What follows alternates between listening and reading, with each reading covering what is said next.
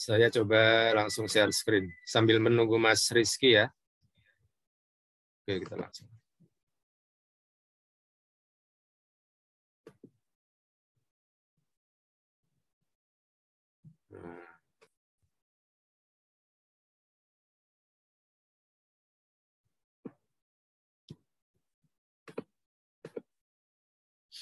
Oke. Ini adalah elemen ya, elemen yang ketiga, poin yang kedua, yaitu teknik navigasi darat diaplikasikan untuk operasi pencarian dan pertolongan ya. Jadi ini adalah aktivitas yang sering kita ikuti ya, karena begitu banyak kejadian-kejadian, misal orang hilang di gunung atau kecelakaan baik itu kecelakaan pesawat atau apapun itu ya. Jadi yang akan kita pelajari adalah bagaimana mengaplikasikan teori dalam navigasi ya untuk kegiatan tersebut. Saya tidak akan membahas teknis selengkapnya karena itu bukan kapasitas saya tentang pencarian dan pertolongan, namun yang akan saya paparkan adalah metode ya, metode navigasi darat itu sendiri bagaimana, apa yang harus dikuasai kita, apa yang harus kita kuasai sebagai seorang pencari atau seorang perencana. Oke. Yang pertama akan saya paparkan beberapa teori dasar aja, tapi tidak akan saya detilkan, yaitu ini ESAR ya. ESAR adalah singkatan dari Explore, Search and Rescue ya, yaitu metode dalam pencarian dan pertolongan untuk yang harus dikembangkan untuk penanganan kondisi darurat. Ada beberapa kejadian kasus orang hilang di gunung ya, atau kecelakaan ya, kecelakaan ketika beraktivitas di alam terbuka. Nah, itu membutuhkan ketika terjadi kejadian itu maka membutuhkan potensi orang lain ya, orang lain membutuhkan orang lain, yaitu potensi tim pencari dan penolong untuk menyelamatkan kita ya. Jadi dalam kembali ke belakang lagi, di elemen ketiga ini ada dua hal ya, ada dua hal pokok, yaitu yang pertama kita sebagai seorang survivor ya, misal kita sebagai seorang yang mengalami keadaan darurat tersebut. Yang kedua adalah kita sebagai regu pencari ya, regu pencari dan penolong yang akan menolong survivor ya. Jadi ada dua sudut pandang dalam elemen ketiga di modul lanjut ini, yaitu sebagai survivor maupun sebagai regu pencari ya. Oke. Ini kita sebagai regu pencari sudut pandangnya ya. Oke, ini tahapan-tahapannya ya. Yang pertama adalah preliminary ya. Ini sudah menjadi teori dari aktivitas SAR ya. Preliminary itu adalah tahapan pengumpulan data ya, lalu melakukan analisa hingga merencanakan ya. Ini dilakukan biasanya oleh SMC ya, kalau di SAR ya, SMC, dan lebih ke perencanaan, merencanakan. Jadi memberikan petunjuk, perintah kepada tim yang berjalan di lapangan ya. Dalam hal ini adalah SRU ya, atau Search Rescue Unit. Ini tugas dari seorang perencana adalah menganalisa setelah data-data darurat dikumpulkan, entah itu data spesifik korban atau data gunung tersebut ya, meliputi topografi atau jalur dan lain sebagainya. Sementara data subjek adalah maksudnya data objek adalah data survivor itu sendiri ya, meliputi jenis kelamin, usia, lalu fisik, lalu barang apa aja yang dibawa ya. Ini semua data ini dikumpulkan lalu dianalisa ya. Yang kedua adalah confinement ya. Ini adalah metode mengurung area pencarian ya, atau memastikan bahwa objek berada di dalam area tersebut ya. Nah, ini dilakukan setelah ada titik terang ya, maksudnya data itu memang sangat valid dan relevan, sehingga titik yang sudah ditetapkan itu merupakan titik yang kemungkinan bahwa korban atau survivor berada di ruang lingkup tersebut. Nah, ini sudah masuk ke nanti adalah aktivitas sistem close grid ya, yaitu penyisiran di ruang yang spesifik ya, langsung menuju ke arah sasaran, bukan menyebar. Itu adalah mengurung. Yang ketiga adalah deteksi atau detection, yaitu metode penyapuan pada area yang telah dikurung ya. Jadi metodenya adalah seorang perencana harus membuat peta ya, membuat peta dengan grid-grid yang bukan standar ya. Jadi grid-grid itu bebas, mau itu gridnya setiap 200 meter atau 500 meter. Yang penting topografinya, konturnya kelihatan ya. Kontur benar-benar terlihat jelas. Kalau ada peta dengan skala yang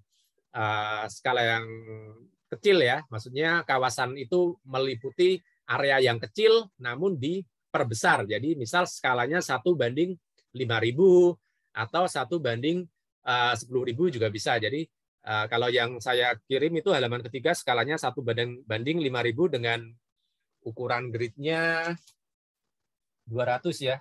200 meter kali 200 meter. Nah, itu benar-benar spesifik sekali. Jadi memang memusatkan pencarian di titik tersebut. Makanya kita butuh peta yang detail, peta yang diperbesar dengan koordinat ya. Saya pakainya UTM ya. Biasanya memang pakai UTM karena langsung merujuk ke satuan meter ya. Oke. Yang keempat adalah tracking ya. Tracking adalah pelacakan jejak. Ya, ini dilakukan oleh tim di lapangan, mengumpulkan jejak, baik itu bekal atau bekas ya, bekas bacokan atau bekas kaki atau tanda-tanda yang ditinggalkan. Nah, ini adalah tracking. Jadi jejak tersebut diambil lalu direkam koordinatnya. Nah, rekam koordinat, kita simpan, kita catat, lalu akan menjadi bahan analisa bagi perencana ya, SMC. Ya. Oke, yang terakhir adalah evacuation ya, evakuasi. Melakukan perawatan darurat dari objek ke lokasi yang lebih aman. Nah, misal lokasi yang aman itu ada di camp induk ya.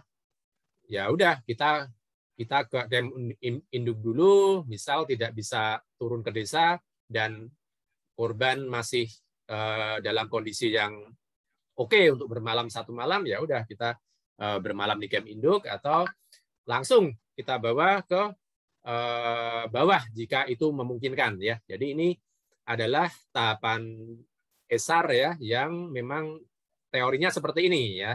Dalam melakukan tahapan ini dituntut setiap potensi, setiap rencana itu memiliki kemampuan navigasi darat ya, ilmu medan membaca peta, ilmu medan peta kompas, semua sudah dikuasai dengan benar ya, karena semakin tahu ilmunya, semakin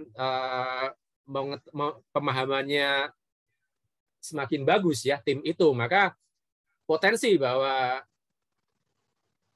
survivor itu akan ditemukan dengan cepat dan tepat ya, itu akan bisa dilakukan ya, karena ini menyangkut keselamatan dari orang lain ya. Jadi ada standarnya sendiri ya. Kalau kemarin Mas Rizky bilang, wah saya di jungle rescue ya, berarti harus menguasai ilmu ini ya, navigasi darat. Oke, ini metode mengurung ya, mengurung objek. Mengurung itu di sini confinement ya, mengurung objek.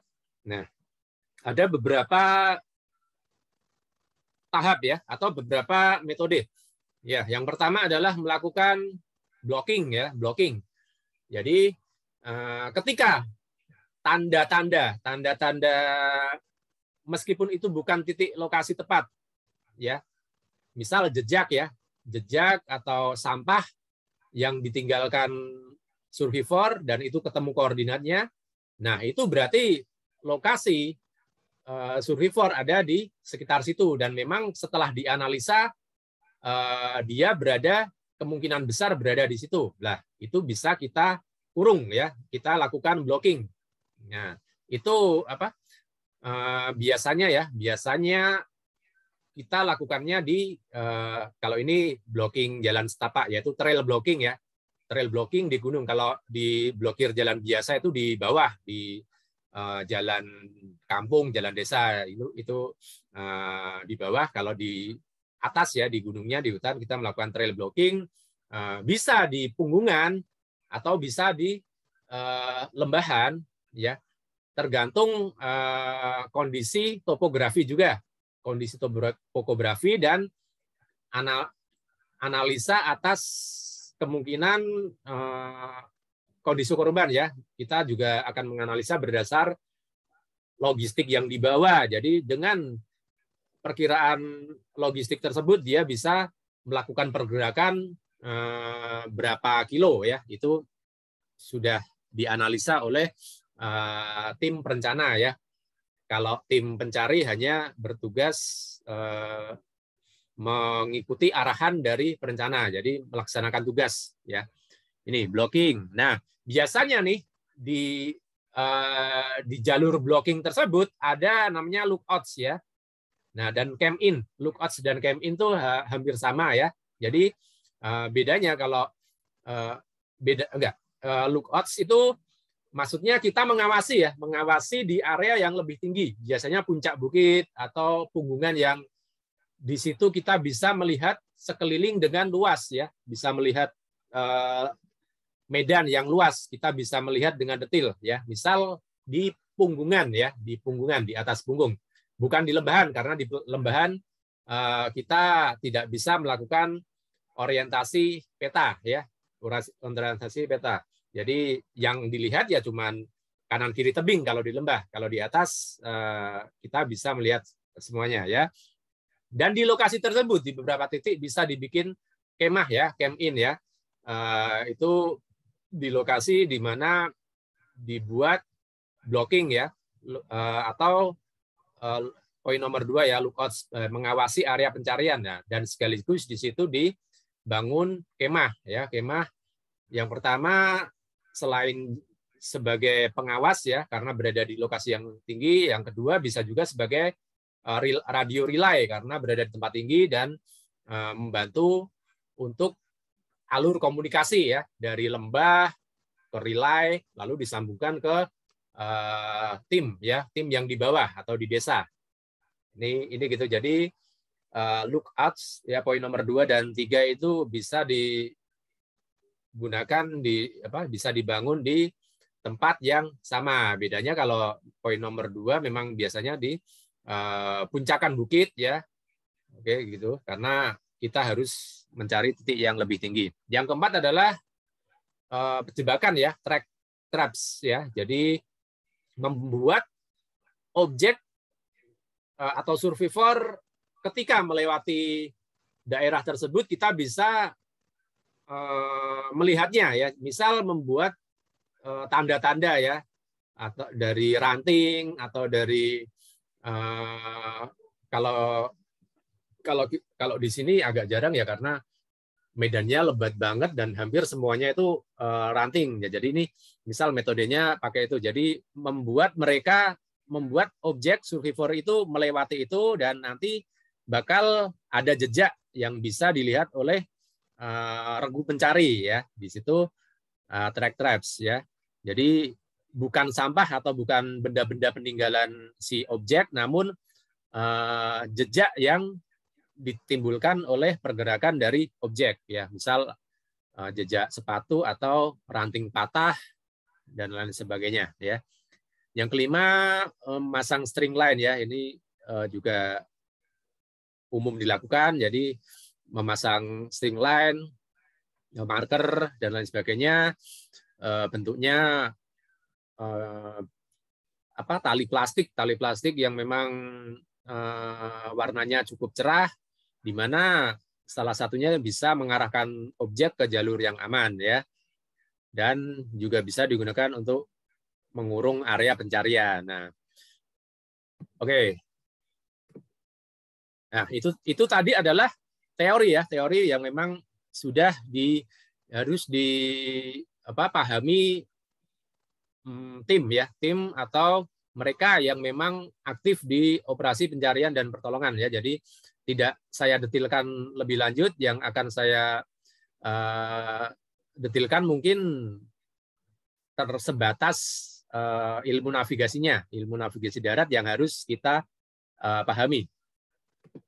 Oke, ini adalah salah satu metode blocking ya, metode blocking di sini ya, di sini di peta yang teman-teman sudah print. Nah, ini blocking ini ketika tanda dilakukan ketika tanda-tanda itu sudah nyata ya, tidak samar-samar, bahwa memang hampir 90% ke atas ya, kemungkinan besar survivor memang ada di lokasi tersebut. Nah, tadi sudah saya bilang bahwa blocking biasanya dilakukan di daerah punggung ya, bukan di lemban. Jadi kita melakukan blocking di punggung, lalu membuat kemah ya, camp. Nah, atau kita buat menjadi stasiun relay radio ya, jadi tempat-tempat yang tinggi itu untuk mengirimkan sinyal ya. Gitu. Jadi di situ kita menggaris punggung-punggung ya, di mana itu menjadi pagar bahwa ketika survivor, harapannya ketika survivor melewati punggung tersebut bisa terdeteksi ya, bisa terdeteksi. Nah, disinilah di lembah ini, di lembah yang banyak tebingnya ini ada lembah, sungai, lalu campuran tebing. Nah, itulah pusat operasi penyisiran ya, penyisiran atau penyapuan. Pakainya nanti saya jelaskan metode close read. Jadi nih, seorang perencana operasi pasti akan membuat peta ini ya. Peta ini akan mengolah peta, membuat peta dengan skala yang lebih kecil, dengan kawasan yang lebih sempit, namun konturnya terlihat sangat jelas ya. Misal ini pakainya skala 1:10.000, 1:5.000. Nah, akhirnya kita kurung seperti ini. Nah, pusat kegiatan pencarian sudah dibatasi di area tersebut ya, di area ini ya. Bentar. Ini nanti bakalan terpusat di sini karena memang tanda-tanda nyata dari pergerakan si objek itu berada di area tersebut. Oke. Lanjut. Ini penampakan di Google Earth ya. Oke, selain menggunakan peta topografi, seyogyanya seorang perencana harus menggunakan foto udara karena di situ akan terlihat jelas vegetasinya ya. Misal ini adalah vegetasi memang perdu ya, daerah yang perdu ya. Saya asal aja cari tempat ini karena memang dulu pernah juga main di sini di Gunung Suket. Itu bukan jalur pendakian sebenarnya, itu jalur pendidikan. Jalur pendidikan yang terletak di sebelah utaranya Gunung Raung atau tepatnya timur laut ya, timur lautnya Gunung Raung. Ya, itu biasanya memang nggak ada jalurnya sangat tipis, terjal, terus sangat rapat hutannya juga. Nah, di puncakannya daerahnya lebih dominan oleh perdu-perdu ya. Nah, di situ kita bisa lihat penampakan di selatan adalah Gunung Raung ya, kawahnya yang cukup panjang. Nah, ini adalah Gunung Suket. Gunung Suket ada di segitiga merah ya. Nah, ini tadi yang jalur blockingnya seperti ini. Jadi kalau lembahan ini nggak usah di blocking ya, kecuali memang ada tebing di sini ya. Jadi penyisiran bisa melewati sungai ini, langsung sungai dan akan berakhir ketika memang sudah tidak mungkin dilewati, misal air terjun atau tebing vertikal, karena itu kita pakai analisa aja, seorang korban survivor pasti tidak akan lewat itu, makanya kita batasi aja sampai memang lembah ini terputus di tebing gitu. Nah, ini bentukan 3 dimensi yang lain ya. Ini lembah, sungai. Nah, yang memang bisa jadi menjadi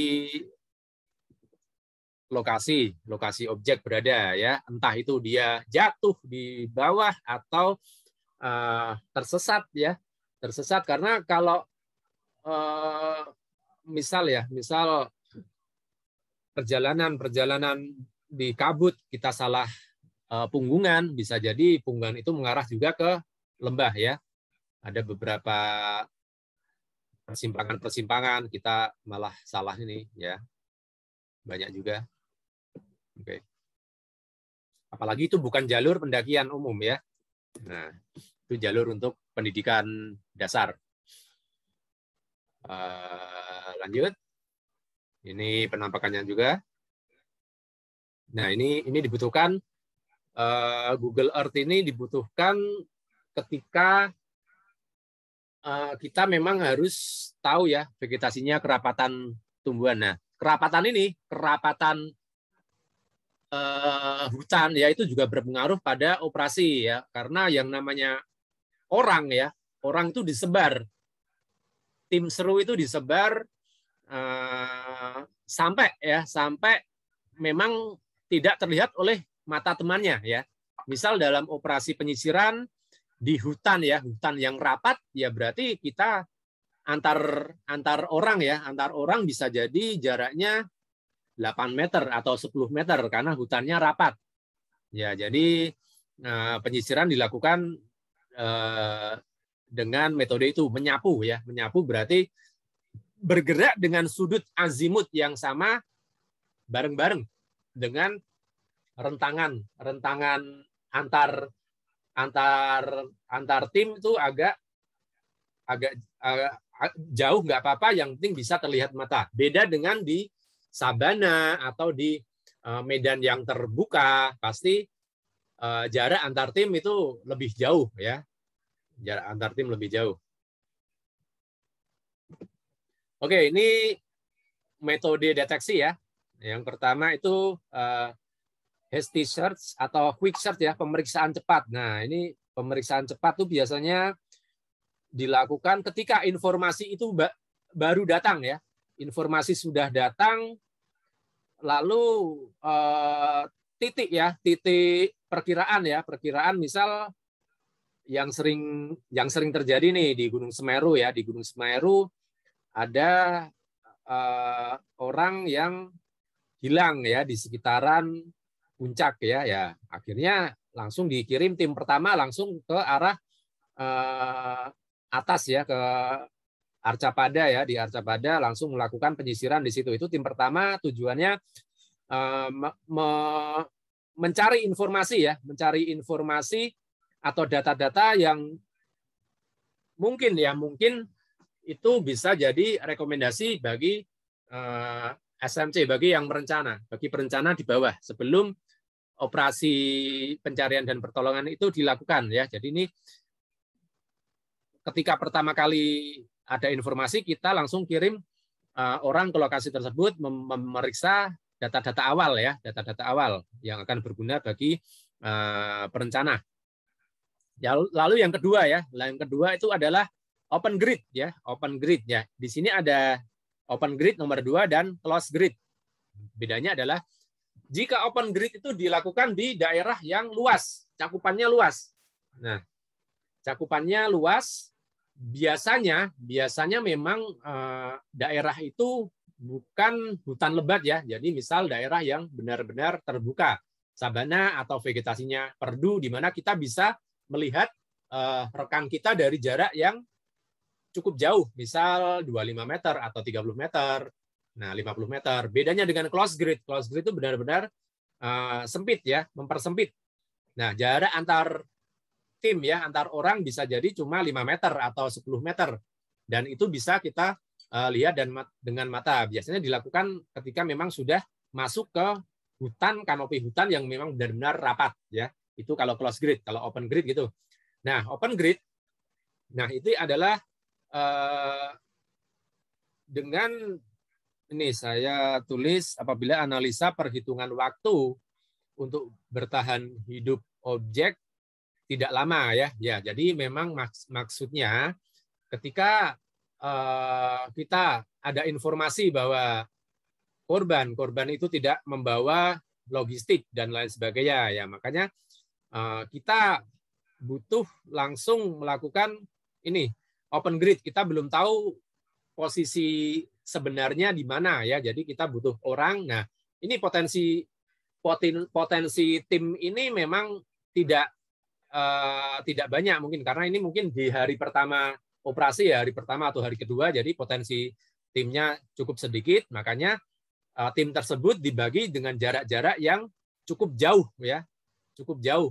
Nah, memaksakan diri untuk melakukan ini karena kita tidak tahu dengan pasti lokasinya di mana, dan ini setiap orang di rentang jaraknya cukup jauh. Syaratnya memang orang-orang ini memang mempunyai kualifikasi yang sangat baik ya dalam aktivitas SAR atau ilmu navigasi daratnya cukup baik. Jadi sangat kompeten untuk melakukan teknik ini ya. Jadi ini memerlukan skill navigasi darat yang baik, yang sangat baik. Ketika open grid biasanya memang orangnya nggak begitu banyak, hanya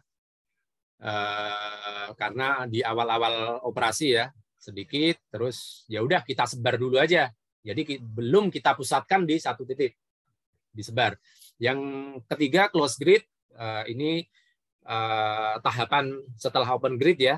Ya kita bila tanda-tanda itu sudah ditemukan merujuk ke satu titik, ya itu berarti kita pusatkan di tempat tersebut, di sekitar tempat tersebut. Nah ini karena jarak antar orang itu pendek, maka potensi yang dibutuhkan untuk operasi ini sangat banyak ya, karena memang mungkin hutannya cukup lebat, jadi potensinya sangat banyak ya. Dan di fase ini kita mungkin membutuhkan peralatan vertical rescue juga ya, karena bisa jadi melewati tebing atau menghadapi kondisi ketika korban berada memang di bawah tebing dan membutuhkan penanganan vertical rescue ya, itu tahap ini. Ini saya gambarkan ya. Ini hazard ya. Sebelumnya kita sudah tahu jalurnya di mana, jalur trackingnya. Nah, ini adalah jalur.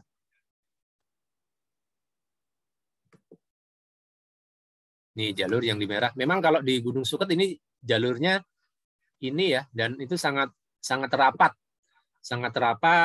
karena memang bukan jalur pendakian, hampir nggak pernah dilewati, hanya untuk kegiatan pendidikan ya. Itu jalurnya cuman itu.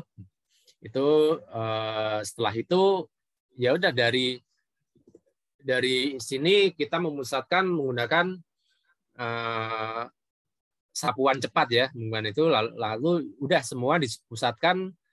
Misal informasi memang sebatas korban hilang di sekitar puncak ya, ya udah kita sebar orang-orang di sini secara banyak ya, nggak hanya di sini, mungkin langsung di pos-pos sebelumnya juga disebar orang sebagai stasiun juga, sebagai kemah juga. Ini quick search ya, pencarian cepat. Lalu ini, nah ini yang perlu dipahami ketika open grid. Salah satunya adalah memetakan punggung bukit ya, karena ini bisa jadi pagar ya, atau blocking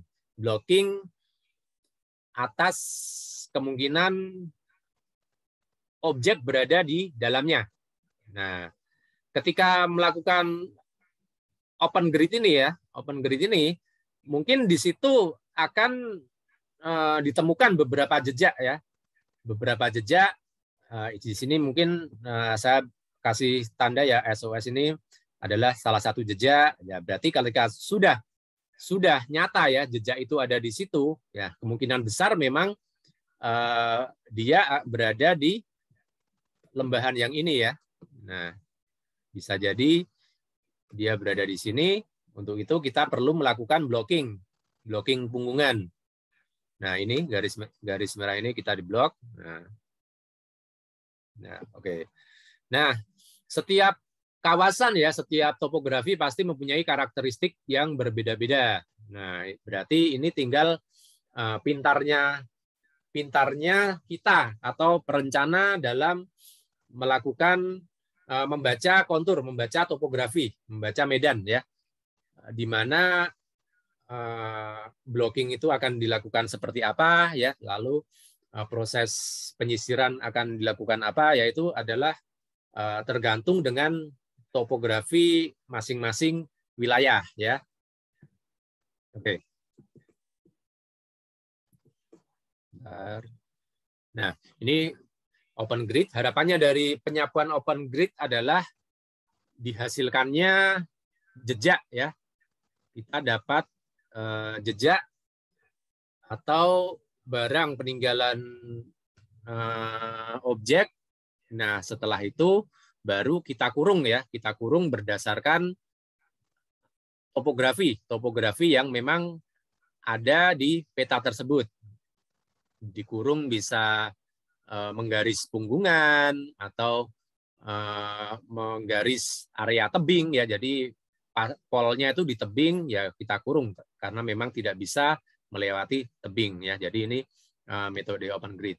Setelah itu dengan peta yang lebih besar ya, peta yang maksudnya lebih kecil, lebih khusus ya, lebih khusus wilayahnya, kita menggunakan metode close grid ya. Di sini syaratnya adalah tanda-tanda keberadaan objek sudah diketahui ya, dan kita membutuhkan potensi yang sangat banyak untuk menyisir ya. Syaratnya adalah penyapuan ya, penyapuan secara linear ya. Jadi arahnya sama. Kalau misal kurungannya bentuknya radial lingkaran ya berarti arahnya memusat ya gitu. Jadi kalau arah bentukannya topografinya lurus linear ya berarti arahnya sama menunjuk satu azimut ya. Ini misal ini dari arah barat ke sini, dari arah timur ke sini ya, kita fokus di titik tersebut sampai benar-benar objek ditemukan ya. Nih jarak antar ini benar-benar jarak yang sangat rapat ya, benar-benar rapat paling enggak, atau kalau misal potensinya kurang ya, yang penting bisa terlihat oleh mata ya, dan area antar tim ya, antar regu itu bisa dilihat dengan mata ini. Nah dari sini ada, dari timur ada, dari selatan ada. Ini adalah lembah ya. Tadi kita lihat peta lembah, jadi nggak ada yang dikurung dari ini yang jelas kita ikutin aja lembah ya. Nah, saya menganalisa ya hampir sebagian besar kasus orang hilang di gunung ketemunya itu di lembahan, ketemunya di sungai ya, entah itu meninggal atau hidup. Kenapa? Karena kecenderungan seorang survivor ya, seorang objek ya, pasti sebagian besar mengikuti jalur sungai, jalur lembahan. Nah, ya, jadi kita harus mampu mempertimbangkan kondisi-kondisi tersebut ya. Di kasus-kasus sebelumnya ketika ada orang hilang, sebagian besar ketemunya di lembah, entah itu jatuh dari tebing atau kesasar di lembah Gitu. Jadi gitu. Jarang yang mereka, kecuali mereka yang selamat ya, biasanya memang mengikuti objek linear, dan mereka pintar carinya punggungan karena gunung tersebut bentuknya memang stratovulkano, dan kalau lewat punggungan ya kemungkinan besar memang bisa sampai desa, entah itu di mana. Jadi gitu. Jadi seperti yang saya utarakan kemarin, salah satu metode juga mengikuti objek linear, yaitu punggungan bukit, itu bisa dipraktekkan ketika kita dalam kondisi tersesat di gunung-gunung yang tipenya strato, kayak kemarin Gunung Sindoro dan Sumbing. Oke, nah ini peta ini ya. Peta ini diolah dari peta yang peta dasar. Dari peta dasar, peta RBI, skalanya itu 1:25.000. Nah, 1:25.000. Ketika kita akan mengolah, nah ini adalah peta 1:25.000 ya. Biasanya dilakukan di tahap awal. Tahap awal ketika tanda-tanda objek itu tidak diketemukan. Nah, kita hanya tahu bahwa dia hilang di sekitar puncak Gunung Suket. Ya udah, kita pakai peta yang global seperti ini. Ini gini, terus habis itu ini saya pakainya UTM ya, karena gampang dan cukup langsung referensinya merepresentasikan jarak ya. Ini UTM. Lalu untuk metode operasi-operasi yang lebih khusus lagi, saya bikin jadi 1:10.000. Jadi peta yang teman-teman print itu sudah presisi ya. Kalau 1:25.000 itu satu karvak gridnya 4 cm. Grid ya, bukan geografis. Kalau geografis kan derajat menit detik, kalau grid 4 cm ya. Jadi jarak antar grid itu, jarak antar ini ya.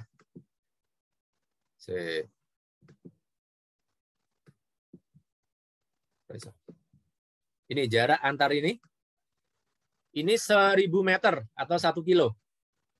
Nah, ini diolah menggunakan software ya, lalu langkah-langkahnya seperti kemarin saya utarakan, harus kalibrasi, terus lakukan georeferencing, terus bikin grid-grid baru ya.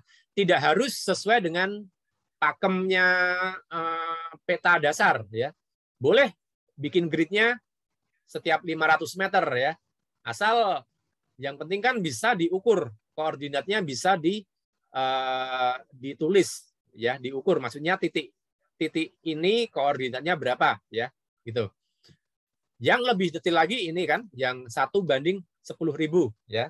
Ini saya bikin bebas ya, jadi bikin grid bebas, tidak sesuai dengan pakem bahwa grid itu harus segini peta ini. Jadi ini kan peta memang tematik ya, jadi bukan peta dasar, jadi peta yang dibuat untuk aktivitas pencarian ya. Ini saya bikin grid 200 meter kali 200 meter. Ini sudah cukup jelas, konturnya sangat jelas. Nah, bedanya apa? 1:10.000 ini dengan 1:10.000 yang merupakan peta bawaan dari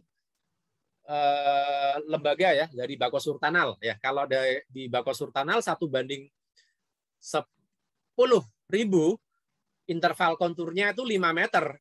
Nah, namun peta yang saya bikin ini karena memang saya ambil dari 1:25.000 ya, interval konturnya nggak berubah, tetap 12,5 meter. Ini jarak antar kontur, berarti beda elevasi antar kontur adalah 12,5 meter. Karena saya hanya mengolah dari peta 1:25.000. Kenapa harus mengolah dari 1:25.000? Karena saya nggak bisa menemukan peta 1:10.000 untuk wilayah ini ya. Ya mungkin memang nggak ada, atau mungkin ada tapi harus urusannya ribet lagi ya, harus email Bako Surtanal, lalu harus dikirim, membutuhkan waktu yang lama ya. Sementara saya butuhnya cepat ya, harus saat itu juga untuk operasi ya, untuk operasi butuhnya saat itu juga, maka saya olah dari peta yang skalanya paling mendekati ya. Dalam hal ini adalah 1:25.000 ya. Meskipun ini interval konturnya 12,5 meter, namun saya kira dengan interval kontur seperti ini diolah dirubah menjadi peta 1:10.000 cukup jelas juga ya. Nih, sementara untuk pencarian yang lebih spesifik lagi tadi ya, pakai close grid ya. Saya grid lagi. Saya buat grid-grid 100 meter ya, tiap 100 meter itu bikin grid. Nah, ini masih jelas meskipun konturnya agak blur ya. Kalau dicetak ada agak blur. Makanya kalau mengolah peta itu harus dengan ukuran yang paling tinggi, ukuran bawaannya paling tinggi ya. Ukuran bawaan paling tinggi itu bisa di-download ya di websitenya Tanah Air Indonesia.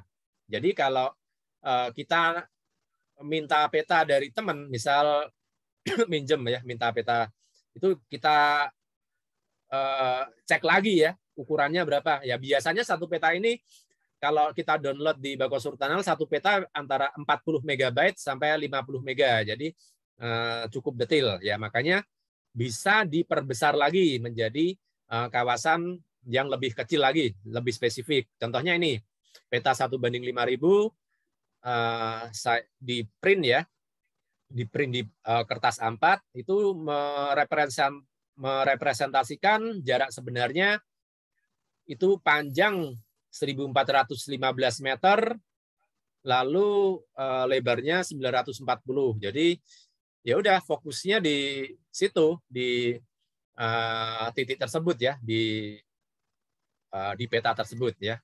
Kita fokus di situ. Nah, ini cukup jelas konturnya meskipun agak blur. Yang nggak jelas mungkin yang bagian ini ya, tapi nggak apa-apa. Ini kan tebing ya. Memang konturnya rapat, daerah berkontur rapat. Nah, ini daerah berkontur rapat. Jadi gitu. Oh iya, saya ngolahnya ini kalau teman-teman pengen tahu saya pakai Aussie Explorer ya. Bukan pakai ArcGIS atau HGIS. Karena apa? Karena Aussie Explorer software tersebut ringan ya. Ringan dan tidak lambat ya. Tidak lambat, nggak seperti software-software kayak GIS itu berat sekali. Oke. Nah, oke, yang terakhir ini ya di tadi ya, skill dan knowledge navigasi darat ya yang perlu dipahami oleh kita yang memang beraktivitas di bidang pencarian dan pertolongan ya. Nih, tim pencari dan penolong mutlak memiliki skill sebagai berikut ya. Pertama, bisa melakukan plotting koordinat pada peta, harus ya. Ketika kita menerima informasi lewat HT ya dari rekan kita yang lain dan kita membawa peta, kita harus bisa ngeplot itu di peta kita. Lokasi titik tersebut bisa kita plot di peta. Itu wajib. Kita mendapatkan perintah ya dari SMC untuk operasi pencarian dan pertolongan. Kita dikasih titik-titik koordinat. Nah, tugas kita ya udah kita lakukan plot ya. Plot menggunakan yaitu ada protraktor, ada peta, rumer, itu harus dibawa. Yang kedua, menentukan koordinat sebuah titik di peta. Nah, misal Anda membuat sebuah sebuah titik, gini, menemukan jejak ya, menemukan jejak yang mungkin itu adalah jejak objek. Nah, bagaimana informasi tersebut bisa sampai ke perencana ya, di bawah ya, di perencana operasi, itu berarti kita harus melakukan plotting ya, menghitung ya, mengukur koordinat tersebut ya menggunakan GPS ya, GPS satu, atau kalau memang itu ada di peta, kita plot ya, plot hitung dari titik di peta jadi koordinat.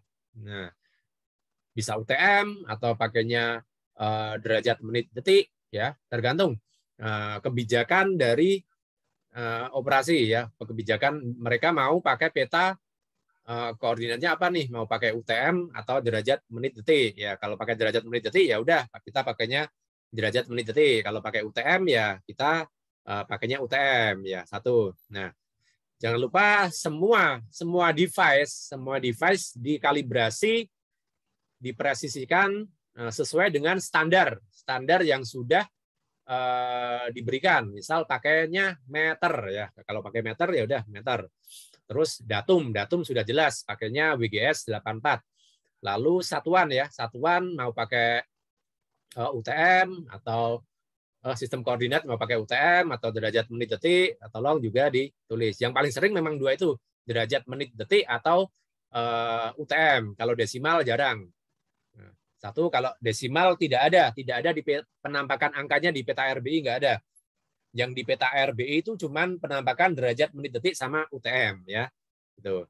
Lalu yang ketiga, menentukan lokasi dengan resection dan intersection. Nah, ada sebuah kasus ya, GPS itu tidak bisa bekerja. Salah satunya adalah di tempat lembahan ya, di lembahan itu kita tidak bisa menemukan sinyal GPS ya, maka boleh menggunakan metode resection untuk menentukan lokasi kita berada. Syaratnya apa? Syaratnya minimal ada dua kan. Kita sudah pelajari di modul dasar. Minimal ada dua titik yang bisa dibidik dan titik tersebut ada di peta ya. Misal kalau peta tadi kita bisa membidik puncak ya, puncak Gunung Suket kita bisa bidik.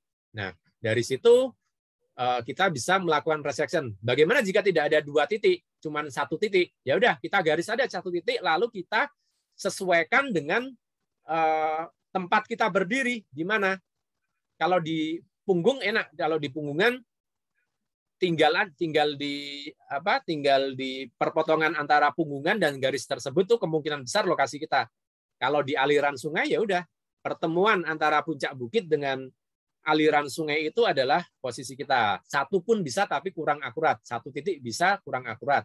Kalau paling akurat ya lebih dari dua titik, minimal dua titik. Yang berikutnya, nah ini intersection ya, intersection menentukan lokasi korban ya. Misal lokasi jatuhnya pesawat. Nah, kita bisa lihat nih, bisa lihat kebakarannya ya, asapnya dari lokasi tempat kita berada. Namun kita tidak tahu di mana sih koordinatnya. Kita melakukan intersection ya. Sudah kita pelajari kemarin, yaitu intersection adalah metode menentukan lokasi dengan menggunakan dua titik ukur yang digaris sesuai dengan bidikan azimut ya. Jadi kita berpindah dari tempat satu atau dari tempat satu ke tempat yang lain atau menggunakan metode dua orang ya. Dua orang ada dua titik lalu memberikan informasi koordinat azimut ya, azimut bidik yang dihasilkan dari titik-titik tersebut. Nah, dari hasil sudut azimut maka akan dapat sudut intersection ya. Ini teorinya begini, teorinya begitu. Nah, prakteknya, skillnya bisa kita praktekkan di lapangan. Oke. Yang keempat, wajib juga mengikuti bearing kompas ya atau azimut kompas atau bantalan kompas. Kalau bahasa Indonesia bantalan kompas, artinya sudut yang menjadi arah perjalanan yang ada di panah perjalanan ya, bantalan kompas. Ini ya, sudut yang ditunjukkan oleh ini, mengikuti ini. Teman-teman harus mampu mengoperasikan kompas ini, kompas orientering. Ya, kompas orientering itu wajib digunakan ketika kita melakukan teknik ini ya. Mengikuti bearing kompas bisa kita sebut saja kita lebih familiar dengan istilah potong kompas ya. Potong kompas ya. Apapun medannya, hajar, hantam ya. Sesuai dengan sudut. Nah, mungkin ada obstacle ya, ada rintangan yang memang tidak bisa. Kalau perdu, semak kan bisa kita lewati. Kita bisa melewati dengan menggunakan parang ya. Namun kalau tebing atau jurang, ya, itu obstacle, rintangan. Kita tidak bisa melewati. Ya. Atau bisa dilewati tapi sangat riskan ya. Misal longsor dan lain sebagainya, itu kita bisa menggunakan metode melewati obstacle yang kemarin ya. Nah, jadi pakai teknik 90-90-90, atau kalau memang sudutnya tidak 90, ya udah, yang penting ketika sampai di seberang, ketika sampai di tempat yang setelah sungai ya, setelah obstacle, kita berada di tempat yang tepat dengan sudut yang tepat lagi ya. Teorinya kemarin sudah saya berikan. Itu teknik itu saya baca dari, saya sadur dari literatur dari US Army ya, dari US Army itu literaturnya ya. Karena belum pernah saya baca dari literatur dalam negeri. Namun saya kira cukup relevan, bisa digunakan teknik tersebut ya, melewati obstacle. Yang kelima, menggunakan GPS ya, wajib bisa menggunakan GPS. Ketika sudah mahir menggunakan peta kompas, penguasaan GPS harus bisa dilakukan oleh kita ya. Satu, menentukan koordinat ya. Yang kedua, merekam track ya, merekam track. Kita berjalan lalu GPS itu merekam ya. Yang ketiga adalah setelah track itu ada, lalu yang ketiga merencanakan route ya, memasukkan route ke GPS, lalu GPS itu nyala dan kita mengikuti arah dalam GPS tersebut. Hampir cara kerjanya seperti di Google Map ya. Jadi kita mengikuti rute yang ada di Google Map. Sama kalau di GPS kita mengikuti rute yang ada di GPS ya. Itu yang kelima. Yang keenam adalah melakukan interpretasi kontur ya. Selain membedakan antara, kalau di dasar kemarin yang saya tekankan adalah membedakan antara punggungan dan lembah ya. Itu harus wajib bisa punggungan yang mana di peta, lembah yang mana, puncak bukit yang mana ya, tebing yang mana ya. Kalau tebing pasti konturnya menempel. Itu tebing. Nah, kalau kontur yang melandai ya itu berarti yang jarang, berarti itu landai. Nah, itu kita bisa memperkirakan elevasi juga. Kemarin sudah ada di materi dasar menghitung kemiringan berapa persen ya. Kalau Gunung Merapi kemiringan 70%, 60%, itu berarti sangat terjal ya. Kalau kemarin Gunung Prau kemiringannya 10%, 20%, sampai yang paling terjal 40% ya, itu masuknya masih medium ya, medium hingga landai. Oke, ini kita sebagai aktor ya, sebagai penerima tugas dari penanggung jawab ya. Dalam hal ini adalah SMC memberikan tugas ke kita untuk melakukan operasi ya. Dan kita sudah mendapatkan peta, kita sudah dibekali kompas, dan kita cukup tugas kita adalah melakukan tugas sesuai dengan arahan ya. Nah, syaratnya kita harus menguasai ini ya. Kalau ada apa ya, banyak kan sekarang kasus-kasus orang hilang di gunung, nah, lalu SAR lokal meminta volunteer untuk operasi tersebut ya. Semuanya bisa mendaftar, namun tentunya mereka yang berada di ujung tombaknya yaitu SRU akan diprioritaskan mereka yang sudah menguasai peta dan kompas. Nah, orang-orang lain yang tidak menguasai navigasi darat, peta kompas, akan diposisikan di bisa dapur, atau di komunikasi, atau di logistik, ya, transfer logistik, dan lain sebagainya. Ya. Pokoknya nih yang namanya ujung tombak, SRU, ya, itu wajib dia mempunyai skill dan knowledge di navigasi darat. Nah, oke. Yang terakhir, yang perencana. Perencana itu apa yang harus dikuasai seorang perencana? Ya, dalam perencanaan adalah yang pertama, nanti ada penjelasan lagi sebenarnya. Ini saya awali aja. Menganalisa ya, menganalisa berdasar data-data. Ya, tentu saja seorang perencana pasti harus sudah berpengalaman ya, harus berpengalaman melakukan operasi ini bertahun-tahun.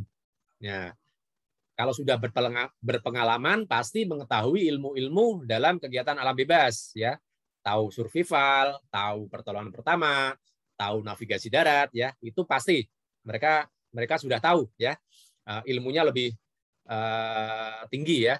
Lalu dia bisa nih melakukan analisa, menganalisa berdasarkan data-data yang sudah dihasilkan oleh tim penyisir ya, tim seru di lapangan.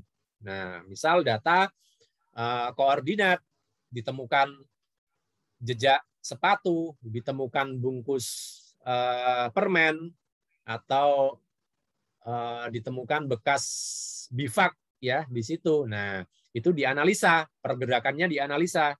Nah, ini proses dia menganalisa berdasar pengalaman-pengalaman yang telah dilakukannya. Jadi dia tidak sembarangan menganalisa bahwa ketika lokasinya, meskipun dia belum pernah ke lokasi itu, namun dengan dia membaca kontur, ditambah dia menggunakan Google Earth, foto udara, atau 3 dimensi bentuk kontur tersebut, dia bisa melakukan analisa untuk operasi. Nah, ini ya, menganalisa, mengolah ya, mengolah termasuk tadi adalah membuat peta perencanaan operasi penyisiran ya. Yang menentukan metodenya adalah itu SMC-nya ya, perencananya ya. Mau pakai metode apa? Open grid atau closed grid ya. Oke, kita sudah dapat titiknya di situ, maka udah kita fokuslah, kita pakai closed grid di situ.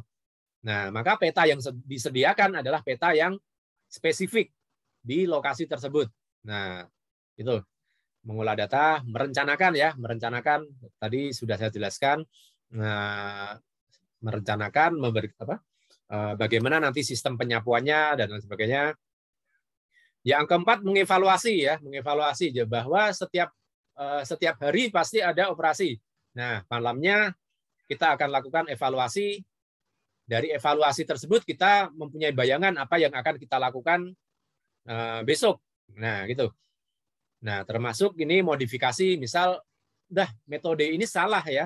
Ternyata kita mempunyai temuan-temuan baru lagi ya.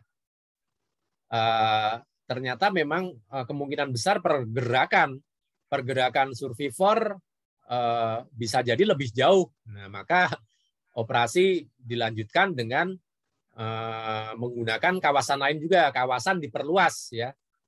Ya, semakin hari jika memang tidak mendapatkan hasil yang cukup nyata, cukup real, maka bisa jadi kawasan bisa diperluas. Namun kalau setiap hari memiliki menghasilkan sesuatu yang nyata, sesuatu yang bisa jadikan patokan bahwa dia di situ, maka bisa dipersempit. Namun kalau semakin hari semakin suram ya, bahkan akhirnya operasi ditutup tanpa hasil, itu juga banyak ya. Salah satunya dulu di Semeru ya, ketika kasus seorang bule dari Swiss hilang di Arcapada, itu akhirnya operasi ditutup tanpa kejelasan dia di mana, dia mati atau dia hidup ya, itu gitu. Oke, ini adalah tentang operasi SAR ya. Ini sebelum kita lanjut lagi ya, lanjut aja karena 11.20. Oke, kita lanjut aja, nanti sesi tanya jawab setelah ini ya. Ini adalah yang terakhir ya, kemampuan terakhir yang harus kita kuasai sebagai seorang navigator, yaitu mengevaluasi aktivitas navigasi darat. Sebagian dari sini sudah saya paparkan sebelumnya ya, tadi di bagian analisa ya. Yang pertama, mampu menganalisa aktivitas dengan lengkap dan teliti ya. Tidak hanya terbatas pada aktivitas pencarian dan pertolongan. Semua aktivitas ya, misal kegiatan pelatihan ya, kita berlatih di lapangan, lalu kondisi ketika naik gunung, ya, ketika naik gunung kita melakukan penelitian, itu juga membutuhkan kemampuan navigasi darat atau aktivitas-aktivitas yang lain, ya. Jadi nggak terbatas dari pencarian dan pertolongan. Yang kedua, identifikasi, memecahkan masalah, ya. Jadi dalam kegiatan tersebut kita identifikasi satu persatu, ya. Nah, dari situ akan tampak masalah-masalah dari tiap kasus, ya, itu kita bisa petakan, ya. Yang ketiga, merekomendasikan. Nah, bahwa hasil dari sebuah kegiatan adalah laporan. Nah, laporan itu tentu saja berdasar atas evaluasi, ya. Dari mulai analisa hingga evaluasi lalu dilaporkan, akhirnya membuat menjadi sebuah karya. Nah, karya itulah yang akan menjadi rekomendasi untuk kegiatan selanjutnya. Nah, ini tahapan proses analisa, ya. Nomor pertama adalah data direkam dan dikumpulkan oleh sumber, ya. Misal sumber itu nggak harus pelaksana, sumber itu bisa orang lain. Kalau di operasi tadi pencarian dan pertolongan, sumber data adalah ujung tombaknya tim SRU, ya. Sementara perencana adalah SMC. Nah, kalau kita melakukan kegiatan sendiri, misal kegiatan pendakian gunung atau penelitian di gunung, nah itu sumbernya ya dari kita sendiri. Kita bikin data, lalu kita merekamnya sendiri, lalu kita kumpulkan sendiri, ya. Kumpulkan sendiri, nggak boleh hilang. Kemarin sudah saya paparkan bahwa sifat data dalam aktivitas bisa jadi itu data yang sifatnya rahasia juga, ya. Data yang bersifat rahasia karena ya itu data bersifat rahasia dan hanya untuk kalangan internal, ya. Itu data direkam dan dikumpulkan, nggak terbatas data-data yang sifatnya angka, misal koordinat dan lain sebagainya. Bahkan yang namanya laporan bisa meliputi itu, ya, pergerakan, ya, pergerakan jam ini sampai titik ini, jam 10 sampai titik ini, ya, pergerakannya 3 kilo, elevasi yang ditempuh berapa derajat, ya, itu adalah data. Lalu setelah itu menyimpannya, ya, yang namanya data itu penting, maka penyimpanan juga harus disediakan dengan rapi, ya, disimpan. Setelah itu kita bisa mengolahnya. Data diolah dan dianalisa. Nah, kita mengolah berdasar pasti kalau dalam penelitian, ya, kalau urusannya penelitian kita harus berbasis pada literatur, ya. Kita akan cocokkan dengan literatur yang relevan, yang bisa mendukung hasil kita di lapangan, ya. Misal penelitian tentang keanekaragaman hayati di gunung, ya. Nah, aktivitas yang dilakukan pasti salah satunya adalah aktivitas navigasi darat, ya. Karena kita memetakan antara vegetasi satu dengan vegetasi lainnya, lalu membuat peta, ya, itu adalah aktivitas pemetaan. Nah, itu kita olah, lalu kita bandingkan dengan literatur atau referensi yang bisa mendukung laporan kita nantinya, ya. Lalu selanjutnya, masalah-masalah yang terjadi diidentifikasi dan dipecahkan, ya. Masalah, kalau tadi saya bilang mungkin saja nih ada masalah, kemungkinan besar operasi dilanjutkan dengan tidak membatasi di ruang tersebut, di ruang yang telah di-blocking, ya. Bisa jadi kita melakukan blocking atas area yang baru. Nah, kenapa? Pasti ada alasannya. Mungkin saja satu, tidak ditemukan tanda-tanda jejak yang lain, ya. Oke, yang kedua karena pergerakan hari, ya, sehingga kemungkinan besar objek bisa jadi berpindah dari tempat satu ke tempat yang lain. Itu bisa jadi sebuah masalah, ya. Identifikasi, problem solving, action, ya, yang terakhir action. Setelah kita lakukan pemecahan masalah, lalu kita mengulangi kembali, ya, kita perbaiki lagi, ya, itu action. Yang berikutnya, ya, melaporkan. Melaporkan adalah tahap akhir ketika kegiatan tersebut kegiatan kita ya, kegiatan kita yang memakai teknik navigasi darat selesai ya, meliputi laporan perjalanan secara keseluruhan, lalu ada peta juga. Kalau kita bisa membuat sebuah peta tematik ya, peta tematik, lalu membuat apa ya, banyak ya peta tematik tergantung dengan tema yang akan kita hasilkan ya, yang akan kita laporkan. Lalu yang berikutnya, laporan tersebut menjadi rekomendasi bagi pihak-pihak lain. Nah, itu bisa jadi laporan kita sifatnya rahasia, jadi memang berharga ya, berharga, atau bahkan mungkin laporan kita bisa dibeli ya. Jadi karena itu sifatnya data primer yang dibutuhkan sebuah lembaga dalam melaksanakan pekerjaan kelembagaannya. Oke, ini halaman referensi. Saya cantumkan judulnya. Nanti kalau misal ada apa setelah program nanti saya share ya buku-buku ini. Nah, ini cukup bagus. Saya carinya dari literatur luar negeri. Kenapa dari luar negeri? Karena yang saya baca di dalam negeri juga ngambilnya dari sini ya. Ada yang dari US Army, dari mana? Nah, ada. Pokoknya nanti coba saya share ya, karena cukup lengkap ya untuk belajar.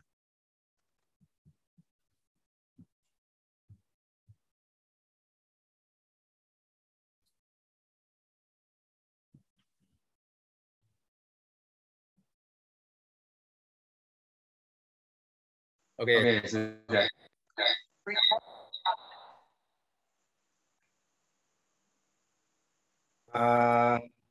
Sudah sampai akhir ya, akhir materi saya.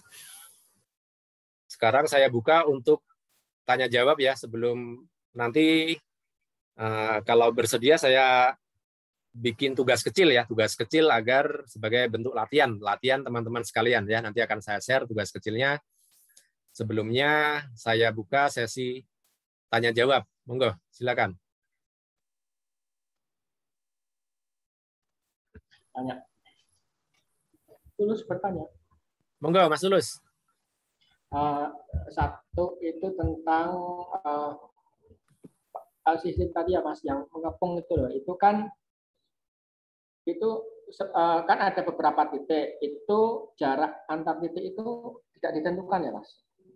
Yang kedua, itu kan kalau kita blocking tadi, itu area yang di blocking itu harus lingkaran penuh atau tidak perlu, atau cukup hanya kira-kira yang biasa umum dilakukan oleh para pendaki, jalur pendakian istilahnya.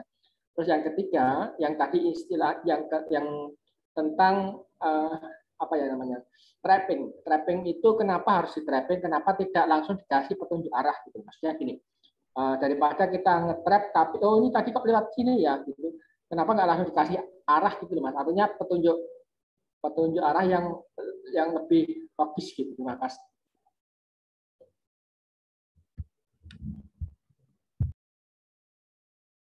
Oke, makasih Mas Tulus.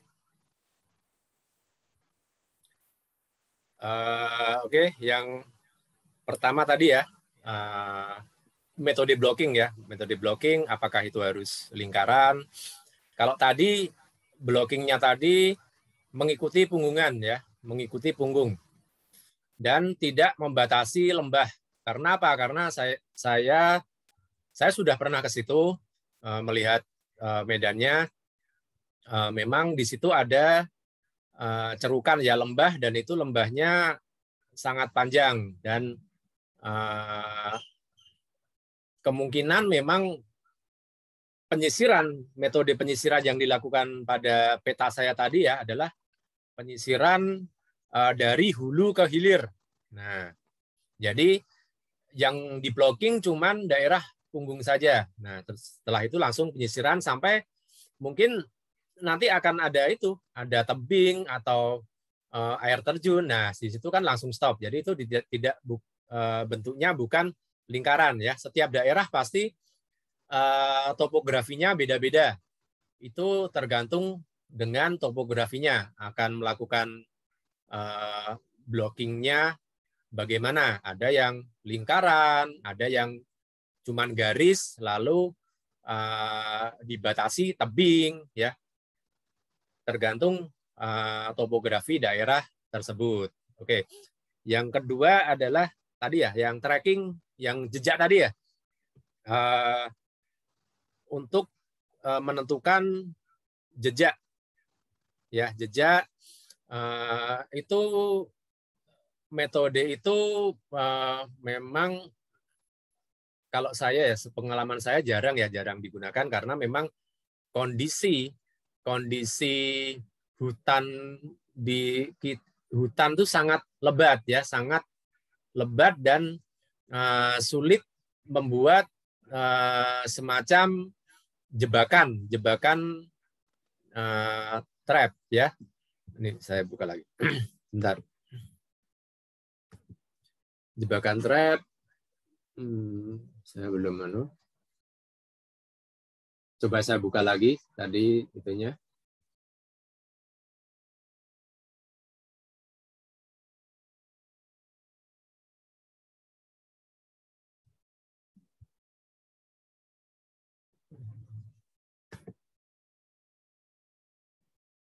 Oh, nah, bentar, Mas Revo bisa minta tolong. Tadi saya kan laptop saya mati tiba-tiba. Hostnya kok kepindah ya di Mas Revo ya. Coba saya di laptop tadi saya tadi tiba-tiba mati. Saya kira kepindah di HP saya. Saya mau share screen. Sebentar, ini di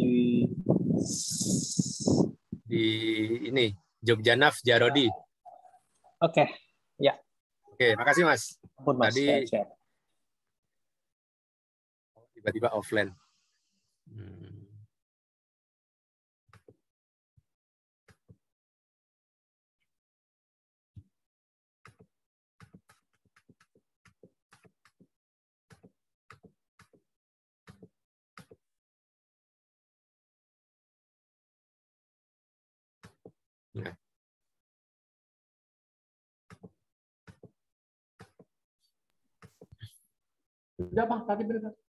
Nah, Mas Tulus tadi saya kurang jelas tadi menanyakan tracking atau traps ya?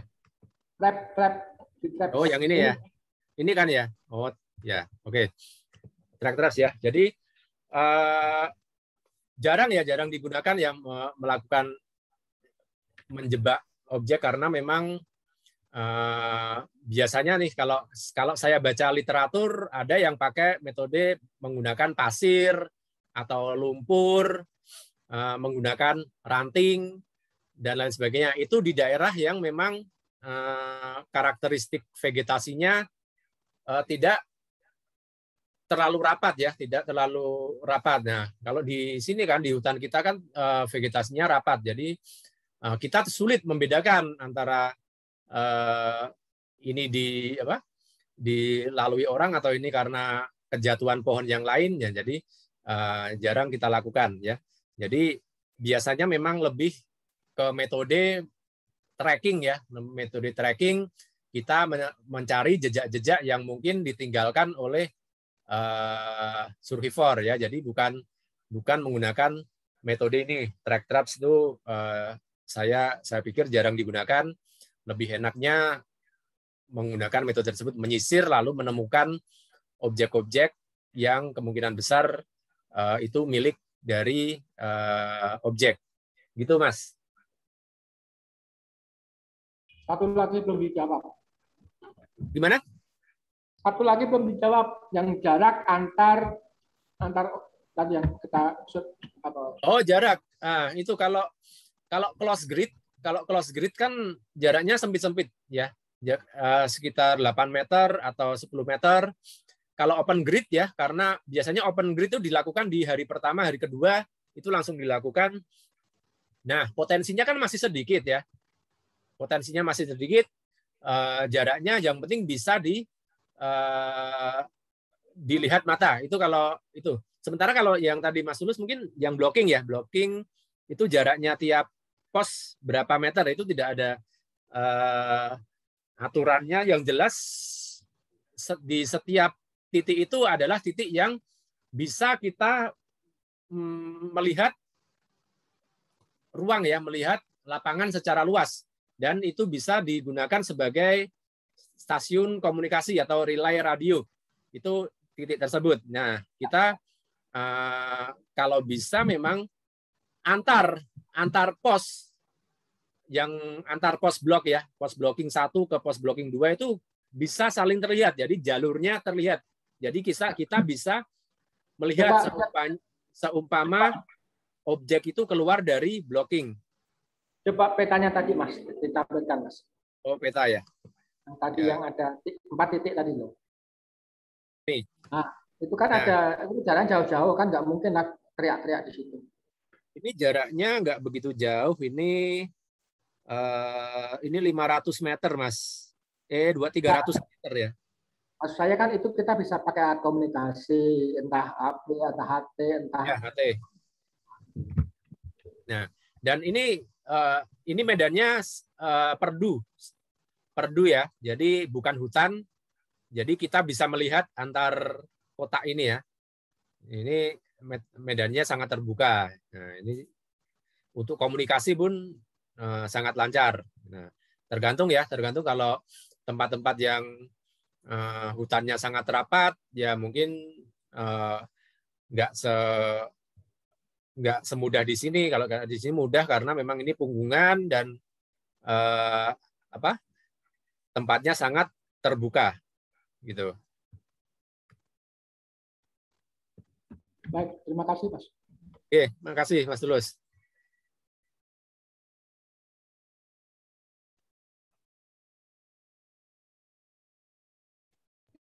Monggo, sebetulnya sebelah kanan tulisan Gunung Suket itu kan jaraknya jauh daripada yang sebelah bawah itu. SOS dengan camp itu kan jaraknya dekat-dekat, sedangkan tulisan Gunung Suket dengan titik pos yang terakhir di kanan pojok kanan atas kan jauh gitu. Saya kan gitu. Oh, ini saya nulis SOS ini belum ini dilakukan setelah open grid ya, setelah tahap ini ya. Bentar. Setelah open grid, nah kita dapat ada satu titik ya, satu titik yang memang kemungkinan itu peninggalan dari korban ya. Makanya setelah dapat data itu, maka kita blok daerah tersebut. Nah, ini misal dalam open grid kita sudah pasti nih kemungkinan di sini ya. Lalu kita blok. Nah, kita blok karena alasannya adalah ada satu di sini yang ada satu tanda di sini yang kemungkinan menjadi titik ya. Itu analisa bahwa bahkan analisa seorang yang berpengalaman pun bisa jadi salah. Jadi bagian tersebut merupakan tahap menganalisa yang dilakukan oleh seorang perencana.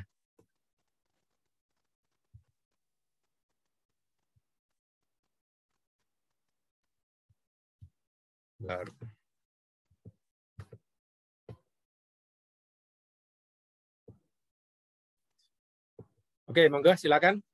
Mas Tulus, ada tanggapan? Cukup, Mas. Terima kasih. Paham. Yang saya paparkan ini tidak mendetil ya. Jadi cuman saya gambarkan peta, lalu titik-titik, koordinat, itu sepengalaman saya ya. Namun kalau untuk teknisnya, teknik operasi tersebut memang yang lebih kompeten untuk menerangkan adalah, meskipun saya bisa, cuman saya kan bukan menjadi bagian dari Basarnas atau SAR lokal. Jadi yang lebih, karena ini urusannya adalah pencarian dan pertolongan, ya teknik ini yang akan menjelaskan nanti yang jelas orang-orang SAR. Kalau saya lebih ke pemakaian prinsip navigasi, ya, contohnya tadi menggunakan punggungan, sebagai area blocking, itu tujuannya apa, lalu mengikuti alur ya, objek linier, sungai atau punggung ya. Ini harapannya bahwa memang dengan kita mengetahui ilmunya, teorinya, maka suatu saat lagi bisa kita praktekkan dalam aktivitas-aktivitas tersebut ya. Begitu Mas Tulus. Di tim saya sebenarnya ada orang SAR sih, Mas Anang. Nah, tapi dia berhalangan kalau ngasih materi daring, pengennya tatap muka ya wis.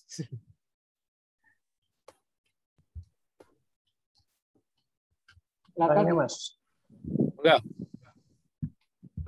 Ya, ini Mas, kalau mungkin ini kan sebenarnya harus apa ya, navigasi ini kan juga harus diimplementasikan ya, bukan cuma sekedar apa ya, teori dasar pastilah secara sebagai basically. Nah, ini buat latihan. Ini biasanya sebaiknya tuh pola latihannya seperti apa sih Mas yang biasa sering dilakukan? Saya bilang sih pola latihan itu kan karena untuk bermain-main lah biasanya kita buat. Karena kan dengan banyak bermain, banyak berlatih itu kan apa ya, mempertajam insting. Nah, ini mempermudah nanti dalam operasi pencarian atau apa ya, dalam apa ya, misalnya anggaplah membuat rute perjalanan, penelitian dan lain-lain. Nah, pola latihan seperti apa sih Mas yang paling mendekati nanti dengan kondisi real? Seperti apa sih pola latihan yang harus dilakukan, atau tipsnya buat mempermudah kita dalam nantinya dalam merencanakan perjalanan seperti itu Mas. Oke, untuk pola latihan ya. Yang namanya ini pembelajaran ini yang kita tangkap adalah teori dari mulai dasar sampai ini saya paparkan lanjut itu adalah teori. Kita nggak nemu nih, skillnya belum nemu di sini. Nah, skill itu memang wajib berlatih. Ya, berlatih. Kalau saya memang bikinnya nih dalam pelatihan tatap muka memang 1 hari materi kelas, 1 hari berlatih di lapangan. Itu 1 hari, ada yang 2 hari, yang beberapa bulan lalu 2 hari juga dengan camp ya. Dan itu full memang membahas tentang navigasi darat ya, itu. Nah, ada yang menarik. Saya menggunakan metode lain ya. Kalau saya dulu di Mapala ya, di kelatnya pendidikannya pasti lebih ya. Kalau Mas Revo kan juga mengalami ya dulu, metodenya benar-benar kita dihadapkan pada kondisi yang sebenarnya ya, mental kita diuji ya. Itu kalau kita belajarnya menggunakan metode yang ada di kepencintaan alaman ya. Nah, saya kira sekarang tidak begitu ya, karena sekarang saya lebih pakainya metode yang lunak, karena memang targetnya memang teman-teman yang baru pertama kali naik gunung, pertama kali berkegiatan di alam bebas ya, namun mereka nggak punya ilmunya, nggak terampil ya, itu harus kita didik bareng-bareng. Nah, kalau mereka dididik dengan cara yang keras seperti yang kita alami nih Mas Revo, kalau di kepencintaan alaman ya, kalau salah sedikit kena push up ya, itu mungkin mereka akan pulang lagi ya, nggak mau belajar. Makanya sekarang metode yang diterapkan itu metode yang lebih lunak ya. Salah satunya yang saya terapkan kemarin lebih ke pemahaman peta kompas. Benar-benar tuh peta kompas. Selama 2 hari kami hanya membawa peta sama kompas ya. Peta kompas ya, peta kompas nih. Nah, semuanya nggak ada GPS, nggak ada apa-apa. Pakainya metode apa? Pakainya metode orientering ya. Saya menggunakan metode orientering karena saya juga suka mainan kompas ini, kompas orientasi. Nah, di sini benar-benar hanya menggunakan peta kompas. Tujuannya apa ya? Tujuannya biar bisa mengidentifikasi kontur ya, menginterpretasi kontur di lapangan sebenarnya, dan kita bisa membacanya di peta yang kita bawa. Itu pertama, tanpa menggunakan GPS ya. Jadi kita bisa pertama menentukan titik lokasi kita ya, menggunakan metode resection Ya, lalu kita bisa berjalan mengikuti sudut bearing. Ini yang kedua, ini mengikuti sudut bearing yang sudah ditetapkan. Misal menuju waypoint pertama titiknya 60 derajat, waypoint kedua 30 derajat dengan jarak sekian. Nah, itu akan membentuk sebuah track ya, membentuk sebuah track, dan itu setiap peserta harus melewati itu. Jadi metodenya fun, Mas. Metodenya fun, kita belajar bersama menggunakan kompas, hampir seperti kegiatan naik gunung. Jadi apa ya, ini kan di samping itu sebagai refreshing ya, apalagi sekarang ya masa pandemi, kita benar-benar pengen nih, saya udah lama nggak ke hutan, benar udah hampir 2 bulan nggak ke hutan, mau ke hutan nih. Nah, ke hutan sekaligus belajar. Nah, belajar membawa menggunakan peta dan kompas itu. Jadi itu yang paling cocok. Apalagi sudah saya bikin kurikulumnya, silabusnya, bahwa belajar peta dan kompas itu peta itu berapa porsinya, berapa kompas berapa, GPS berapa gitu. Jadi ada panduannya begitu, Mas. Kalau metodenya memang saya pelajari ketika dulu ikut training ya sebagai instruktur, metodenya seperti itu, lalu saya kembangkan di program-program ini gitu. Kesimpulannya, kita berlatih sambil bermain gitu aja. Sekarang enaknya gitu, karena kita nggak bisa menggunakan metode-metode dengan cara yang lama seperti kita dulu di kepencinta alaman. Terima kasih, Mas Revo.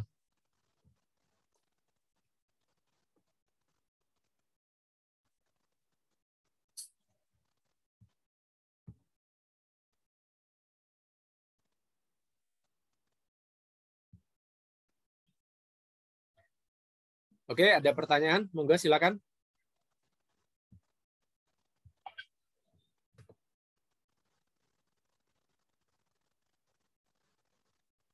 Mas Rizky kemana nggih, Mas Tulus nggih? Coba jenengan kontak, Mas, saya nggak tahu. Karena kan yang penting dia sudah masuk grup ya, itu tahu dapat.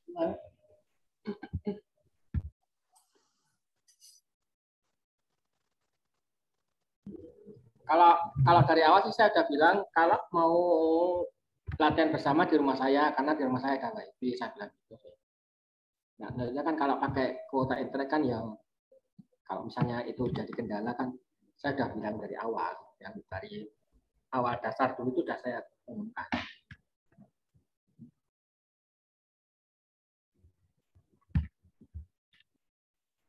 Oke.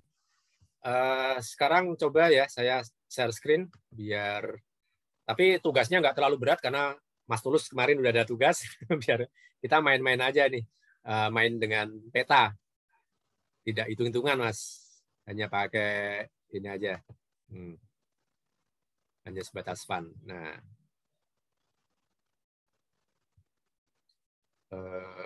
oke.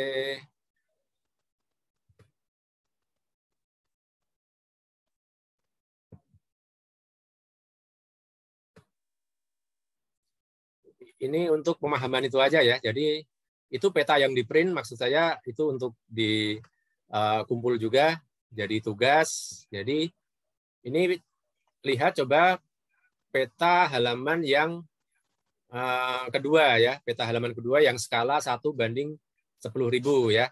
Tadi saya udah kemarin sudah saya paparkan salah satu metode dalam navigasi darat ya.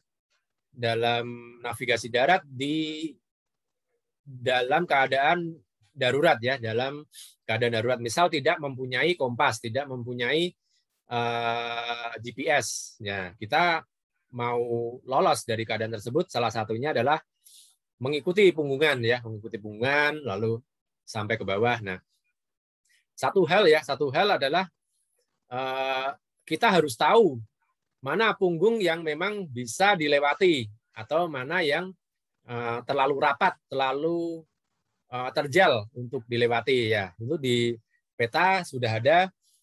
Silahkan gambar ya, gambar di memakai ballpoint atau spidol. Mana sih yang itu yang punggungan ya, bukan yang lembah ya, yang punggung yang bisa dijadikan sebagai objek linear sesuai dengan modul pertama yang saya sampaikan kemarin. Itu yang pertama. Terus yang kedua adalah mengikuti sudut bearing ya. Nah, ini hubungannya dengan yang kemarin. Kemarin kita menggunakan azimut, back azimut. Nah, ini ada sedikit permainan. Kalau dulu saya belajarnya di lapangan terbuka ya, di hutan tapi di sabana. Jadi kita jalan sekian derajat dengan jarak kira-kira sekian ratus meter, lalu belok lagi ya. Gitu. Kita latihannya kalau di lapangan seperti itu. Nah, karena kita tidak berlatih di lapangan, maka kita latihnya menggambar saja ya. Kita gambar. Nah, ditentukan koordinat titik tersebut. Plot ya. Plot di peta koordinat tersebut di peta halaman 2. Lalu gambar sudut sesuai dengan arahan ini. Yang pertama, perjalanan pertama adalah sudutnya 15 derajat sejauh 630 meter. Lalu berbelok menggunakan sudut 68 derajat sejauh 560 meter. Lalu yang ketiga 98 derajat sejauh 830 meter. Nah, titik finish silahkan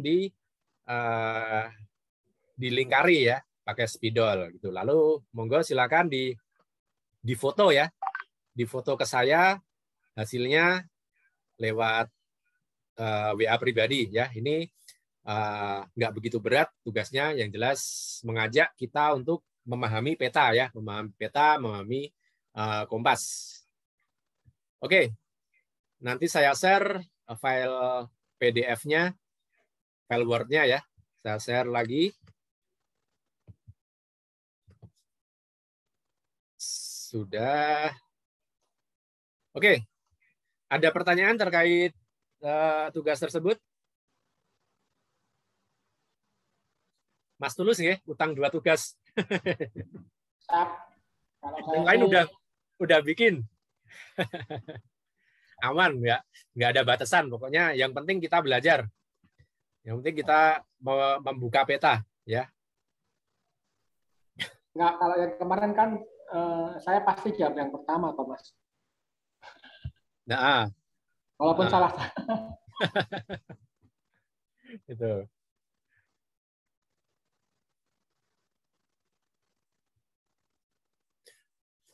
Oke, ini ada kabar lagi nih, PPKM diperpanjang, Mas Tulus. Jadi, gimana nih mau berlatih sulit-sulit.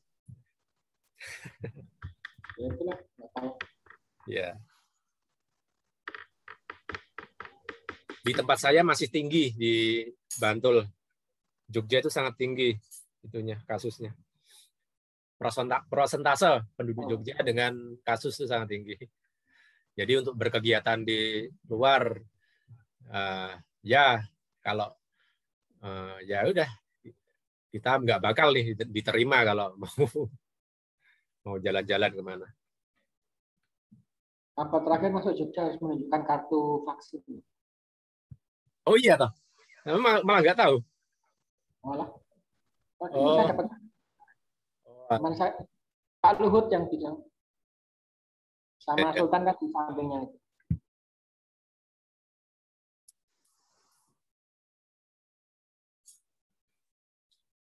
Oke, tepat ya. 4 menit menjelang rolasan jam 12. Monggo saya sesi foto ya. Hari ini belum foto. Silakan dihidupkan kameranya. Oke, Pak Heri. Oke, tangan di atas ya. Salam Navigator Indonesia. Salam pembelajar.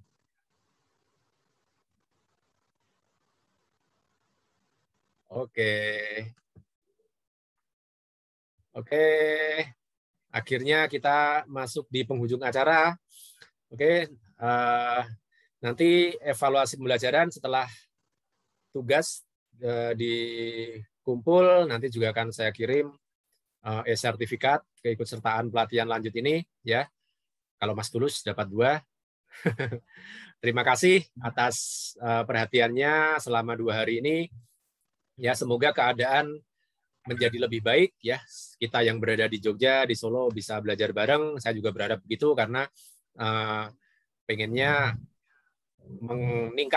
meningkatkan skill, keterampilan dengan berlatih bareng di lapangan yang sebenarnya, karena yang kita pelajari selama pembelajaran ini adalah metode, knowledge-nya, ya. Jadi utamanya adalah keterampilan yang dihasilkan dalam berlatih di lapangan. Oke, terima kasih atas perhatiannya. Mohon maaf atas segala kesalahan dalam pemaparan, ya, atas sikap-sikap saya dalam dalam menerangkan. Terima kasih. Wassalamualaikum warahmatullahi wabarakatuh. Terima kasih. Levo, Mas Tulus, Pak Eri, Mas Rizky.